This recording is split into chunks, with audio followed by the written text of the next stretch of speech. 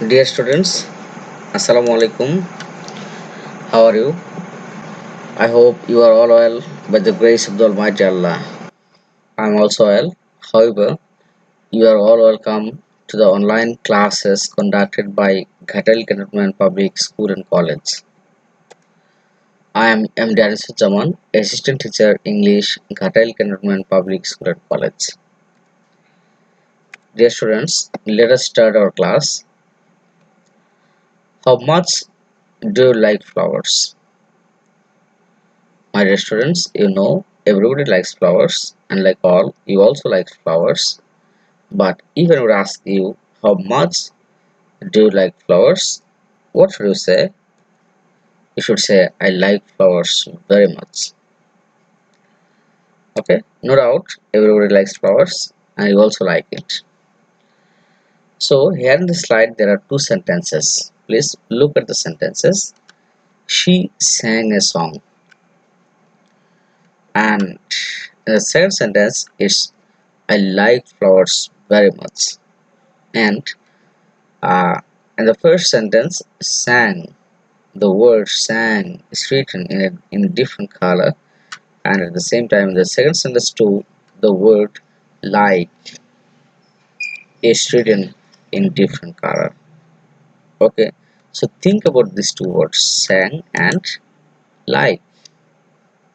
Okay, which is the first piece of the words in the circles?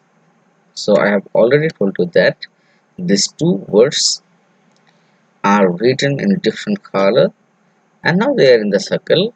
And can you tell me which first piece or what is the first piece of the words in the circles, or which first piece are the words in the circle? Definitely you will say that these are the verbs, because you know the definition of verbs. What is verb?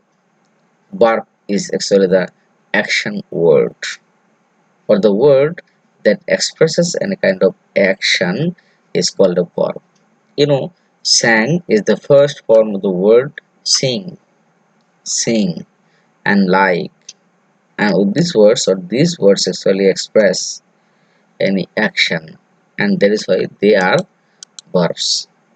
So, dear students, our today's lesson is about the right forms of verbs.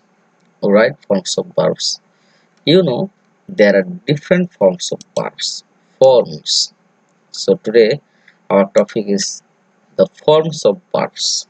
Very often students are mistaken in choosing or in writing the right forms of verbs because they do not know which form of the verb should be chosen in particular situations.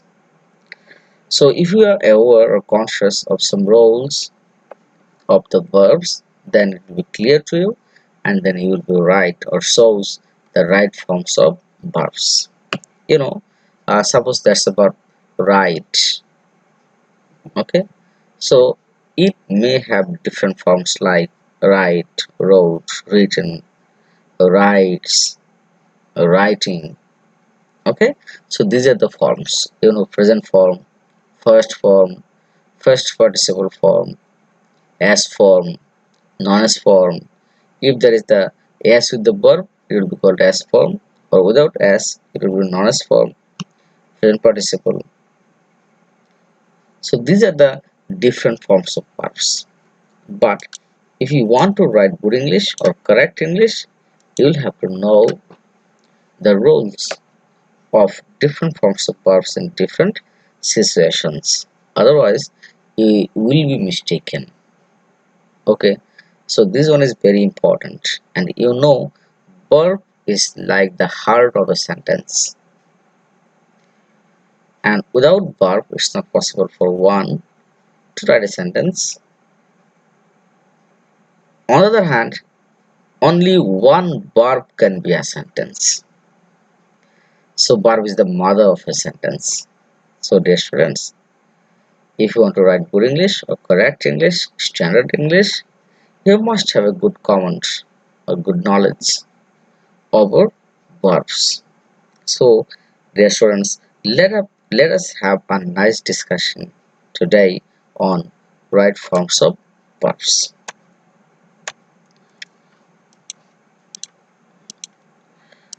So, learning outcomes. That means after this lesson, the students will be able to, I have already said, after the end of the lesson, you will be able to choose or use or write the right forms of verbs.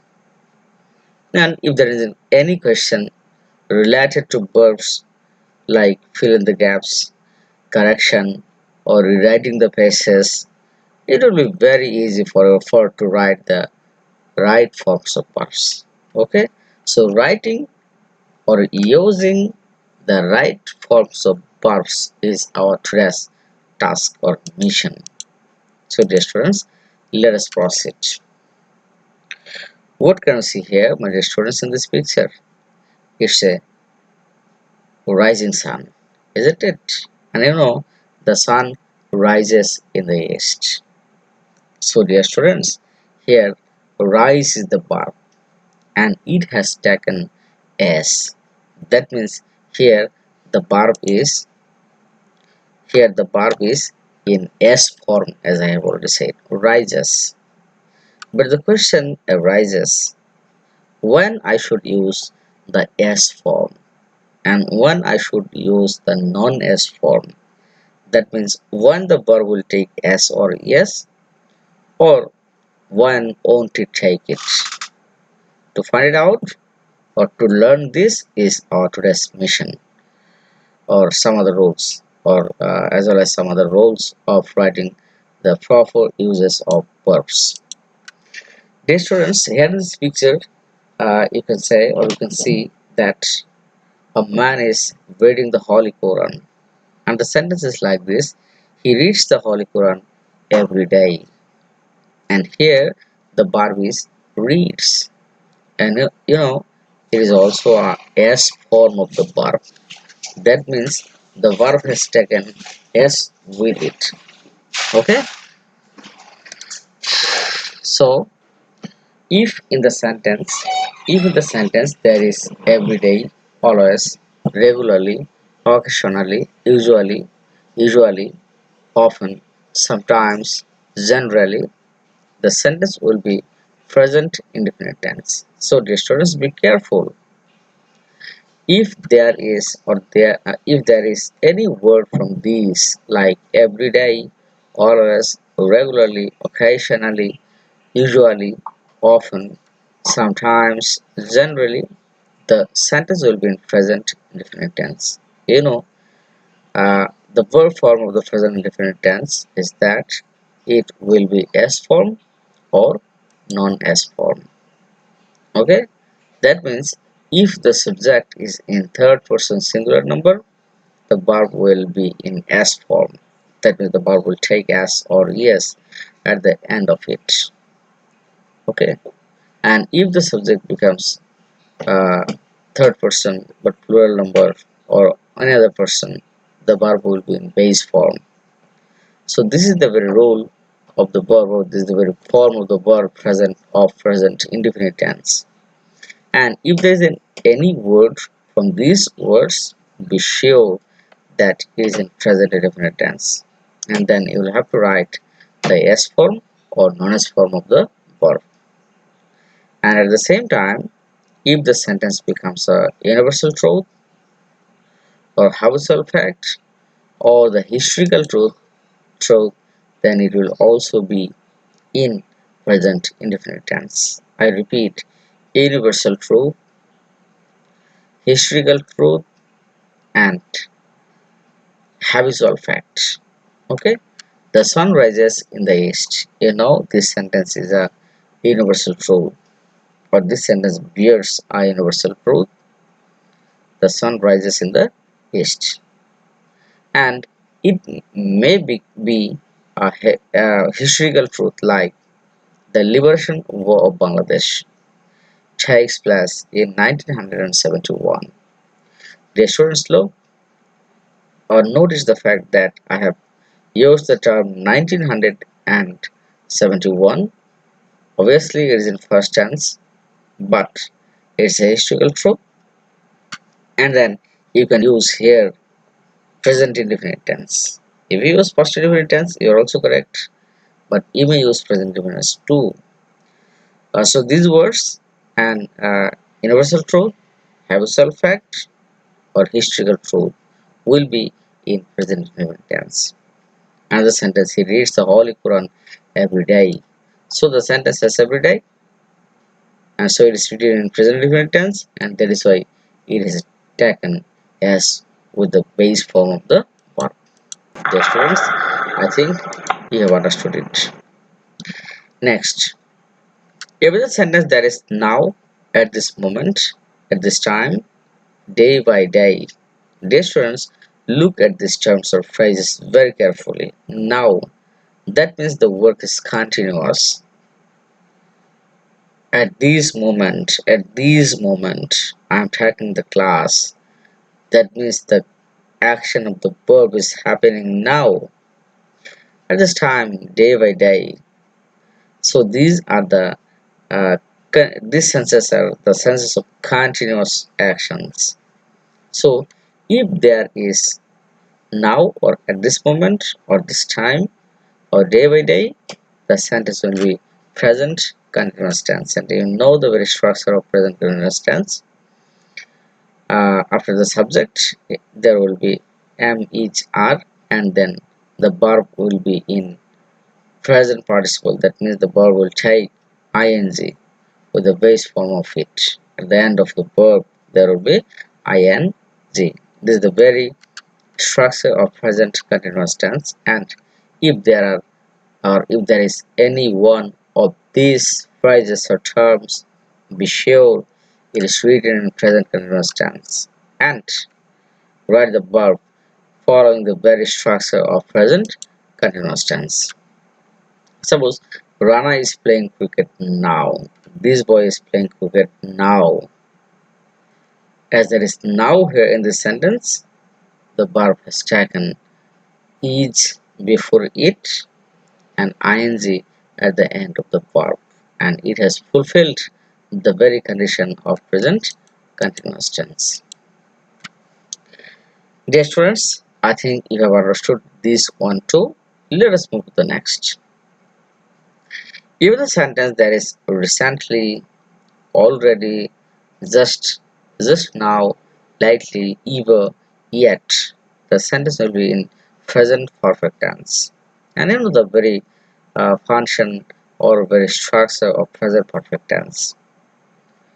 The sense is that in present perfect tense, the sense is that the action of the verb has already been finished, but the result is yet. And these types of verbs are written in present perfect tense. And there is a clue for you that if there is recently, already, just now, lately, ever, yet in the sentence, be sure the verb will be in present perfect tense. Another question rises: what's the structure of present perfect tense? That is subject plus have or has, then verb tree. First participle form of the verb, then extension. So students, be careful about these words. When you are approaching right forms of verbs, look at these words, search these words, and if they're available, then write down the verb in the structure of present perfect tense. Okay, dear students, let us have an example. I've recently visited the Cox's Bazar. Recently, that means I have visited the Cox's Bazar, but still the memory of the flash is in my mind, is fresh in my mind. That means the action of the verb has already been done, but the result is yet present. And in these types of cases, the tense will be in present perfect tense. Okay, so recently is there in this sentence, and then this verb will be in present perfect tense. And that is why it is written I have visited. I is the subject and have has, as I the first person, it is taken have, or If the subject becomes third person singular number, it will take has. Otherwise, the subject will take have. And then the third form of the verb, like visited. Visit, visited, visited. Dear students, I think you have understood. So, my dear students, let us move to the next row. If in the sentence there is for oblique since past time, that means if there is any trace or existence of time after for or since, the tense will be in present perfect continuous tense. I repeat, if there is time, if there is time after for or since, the verb will be in present continuous tense. And you know the very structure of present continuous tense, that is subject plus have been or has been plus verb plus ing. Okay, dear students, let us have an example to be clear. It has been raining for 3 hours. So 3 hours is the time, and it is written after the term for, as I have already said. If there is any trace of time after for or since, the verb will be in present perfect continuous tense, and that is why it is written it has been raining. So there is a verb here, but as it is in present perfect continuous tense, and that is why it is written it has been raining for 3 hours. Dear students, let us have a check what have you understood from what I have already said. So use the right forms of verbs. He often come here. I have already said if there is often, the tense will be in present indefinite tense. So if it is present indefinite tense, it will take s or yes with it. So look at the subject. Who is the subject here? He. He is the third person and singular number. So here there is no problem, and the verb can take is or yes at s or yes at the end of it easily. Okay, and it has fulfilled all the rules of present indefinite tense. So it will be he often comes here every day, or he go to school every day. You know, every day also indicates the fact that it is in present indefinite tense, and that is why every day she goes to school will be the form of the verb go. She goes because she is a third person singular number. Next rule: if in the sentence there is once, ago, long ago, last night, last week, last year, yesterday, the sentence will be in first indefinite tense. You know, these words are actually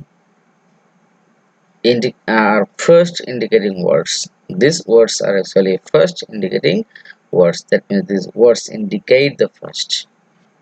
So how will be the verb if there is any first indicating words? Do you know, my dear students? I think you know. And the verb will be in first indefinite tense. First indefinite tense, that means subject plus verb 2. Subject plus verb 2. So let us have an example to be clear. Once there lived a princess. So there is the term once here. Once. So it is a first indicating word, and that is why the verb has become in first indefinite tense. It has taken the second form of the verb or first form of the verb. So once there lived a princess. Next rule. Sorry. If in the first tense there is word like before between two clauses, the sentence structure will be, now my dear students, there will be two clauses. There is two sentences and they'll be connected with before. Then what should be the structure? I have already written the clause, that means the first clause plus before plus the second clause. So if there is before,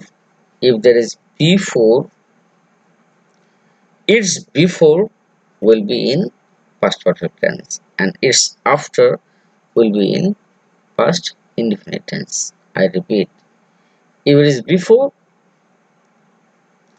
the first clause will be past perfect and the second clause will be past indefinite. Look, my dear students, they had reached the school before the bell rang.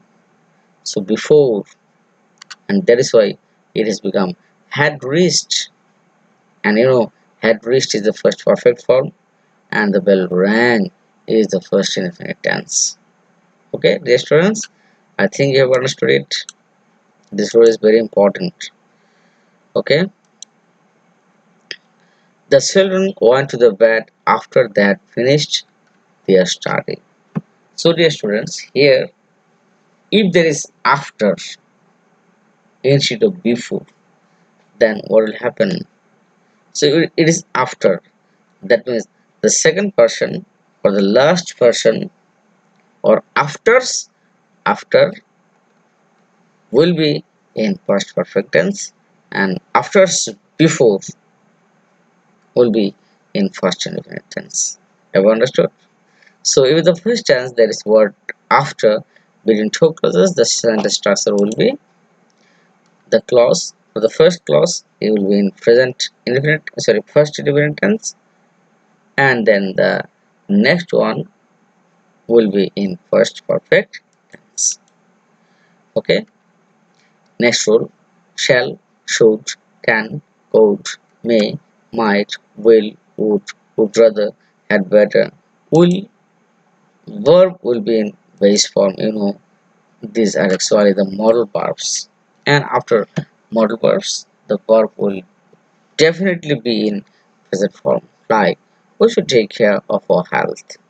So there is should here, and that is why the verb has become the first form, chai. We should take care of our health. Dear students, it's a fair work and you will get 5 minutes here. So dear students, there are some verbs here and there are some gaps here in this passage, and your job is that as you have already attended some roles, you'll try your level best to write the right forms of these verbs in these gaps. You'll try it, and if there is any problem understanding it or writing it, definitely you will communicate with me and I will help you to understand it better. Okay, dear students, we will just move to another rule. That is, look, in this sentence we saw them flying. The boys wanted to climb the tree. So in this sentence, saw and flying, that means there are two verbs. Okay, and the boys wanted to climb the tree. Here there are two verbs too. Wanted and to climb. Here saw and playing. And in this sentence, the second verb has been in present participle form. That means it has taken ing with it, and it has become infinitive.